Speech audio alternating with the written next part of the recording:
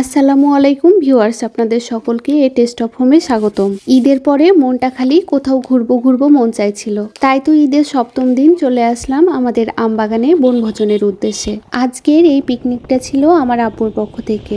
রমজান মাসের আগে থেকে আমার আব্বু চাইছিল সবাই মিলে একসাথে আমবাগানে একটা পিকনিকের আয়োজন করি, কিন্তু আপনাদের ভাইয়ের কারণে পিকনিকটা বারবার বাধা পড়ছিল। কারণ সে ছুটিতে আসে, কিন্তু এই কাজ সেই কাজ করতে করতে ছুটি শেষ হয়ে যায়, তখন আর পিকনিকটা হয় না। এবারও হয়তোবা হতো না, কারণ আজকের পিকনিকের একদিন পরেই তার ছুটি শেষ। কিন্তু আজকের পিকনিকের খুব তড়িঘড়ি করে ডিসিশন নেওয়া হয়েছে। রাত 11:30-12টা নাগাদ আমরা কথাবার্তা সবকিছু ঠিক করে সকালে সবকিছু গুছিয়ে সকাল 11টায় আমরা বনভোজনের উদ্দেশ্যে বেরিয়ে পড়ি। আমরা যেখানেই পিকনিকে যাচ্ছি সেটা আমাদের বাড়ি থেকে প্রায় 25 কিলোমিটার দূরে। অবশেষে আমরা এতটা পথ পেরিয়ে আমাদের গন্তব্যে চলে এসেছি। বাগানে এসে সবকিছু রেখে আমি পুকুরে পাতিল মাছতে চলে এসেছি। আর আমার ছোট ভাই আর মামাতো ভাই আমাদের বাগান থেকে বেশ খানিকটা দূরে পানি নিতে চলে গেছে। এইদিকে আপনাদের ভাইয়া রান্নার জন্য চুলা বানাচ্ছে, আর মামা অন্য একটা চুলায় ভাত বসিয়ে দিয়েছে। এইদিকে আমি যে জায়গাতে আমরা খাওয়া দাওয়া করব সেখানটা ঝাড় দিয়ে নিচ্ছি, আর আপনাদের ভাইয়া চুলা বানানো শেষ করে মাংসটা সাইজ মতো কেটে নিচ্ছে। এইটা সেইটা করতে করতে আমাদের ভাত রান্না কমপ্লিট। মামা বুদ্ধি করে ভাতের মারটা এখানে ছেঁকে নিচ্ছে, আর এই বুদ্ধিটা কিন্তু হেভি ছিল।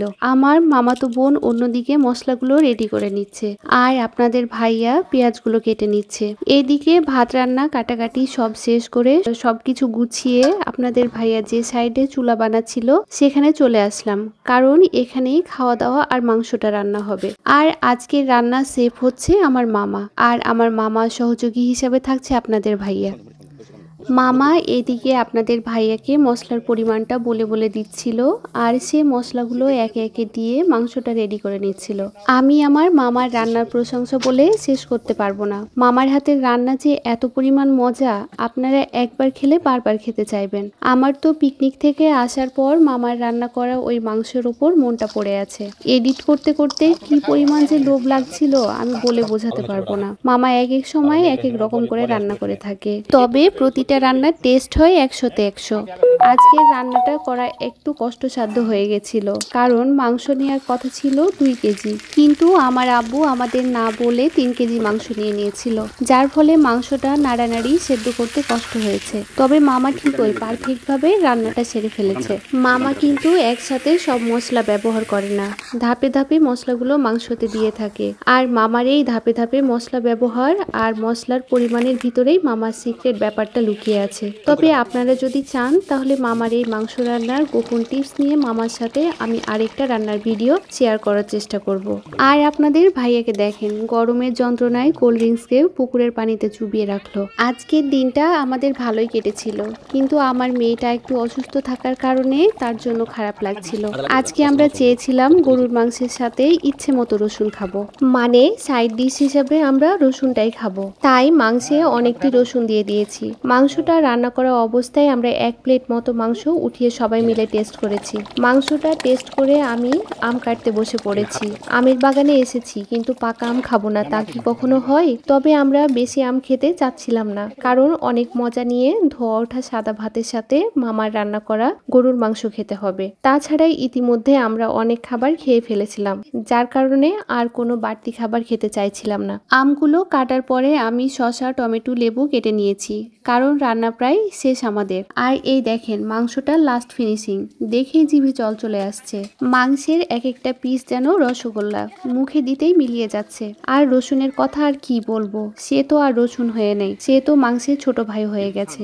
মুখে দিতেই হাওয়াই মিঠাইয়ের মতো মিলিয়ে যাচ্ছে। এই তো সবাই মিলে আমরা খেতে বসে গেছি। এই সময়টাতে আম্মুর কথা খুব মনে পড়ছিল।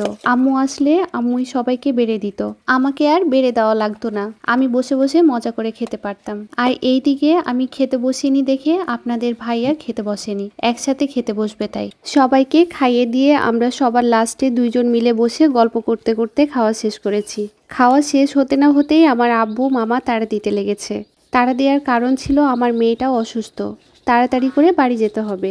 কি আর করার, থালা বাসন হাঁড়ি পাতিল সবকিছু তাড়াহুড়ো করে পুকুরের পানিতে মেজে ধুয়ে সবকিছু পোটলাবন্দি করে ছুটলাম। আর আমি বাগান থেকে বের হওয়ার সময় এই ভিডিওগুলো করেছি।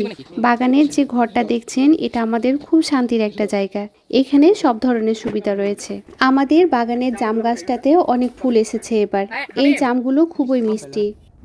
পরবর্তীতে কোনো এক সময় বাগানে এসে জাম মাখা বানিয়ে আপনাদের সাথে শেয়ার করব। বাগান থেকে বের হওয়ার সময় মন চাইলো তাই আপনাদের ভাইয়া কয়েকটা আম ছিঁড়ে নিল। তাছাড়া বাগানে লেবার ছাড়া ভালো পাকা আম খোঁজা মুশকিল, কারণ প্রতিটা আমে প্যাকেট পরানো। অবশেষে আমরা সব কিছু শেষ করে বাড়ির উদ্দেশ্যে রওনা দিলাম। আজকে এ পর্যন্ত। সামনের দিনগুলোতে দেখা হবে আপনাদের সাথে আরও মজার মজার রান্না নিয়ে।